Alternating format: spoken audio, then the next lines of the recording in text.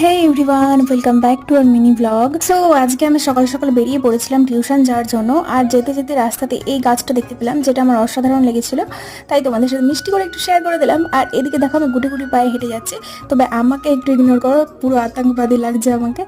আর এইরকম প্যাকিং না করলে তো আর হবে না, 44 ডিগ্রির তাপমাত্রা, তো বুঝতেই পারছো, মনে হচ্ছিল আমি আগুনের উপর দিয়ে হেঁটে যাচ্ছি। তো রাস্তাঘাটও সেই রকম ভিড় ছিল না, একদমই ফাঁকা ফাঁকা। আর টিউশন থেকে বেরিয়ে এদিকে আমরা একটু ব্রেকফাস্ট করে নিই, কারণ বাড়ি থেকে কিছু খেয়ে যায়নি। আর এখানে ডালপুরি খেয়ে নিয়েছিলাম, আর বাড়িতে এসে আমি প্রথমেই খেয়ে নিয়েছিলাম গ্লুকন্ডি।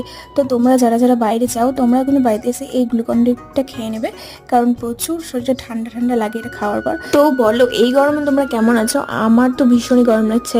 আর তোমাদের দিকে কীরকম গরম? আর তোমরা নিজেদের যত্ন নিচ্ছ তো এই গরমে? বেশি বেশি করে কিন্তু নিজেদের যত্ন নিও, আর বেশি বেশি করে জল খেয়েও। তো যাই হোক, আজকের ভিডিওটা এই পর্যন্ত। ভালো লাগলে একটা লাইক করে দিও। দেখা হচ্ছে পরে ভিডিওতে। বাই।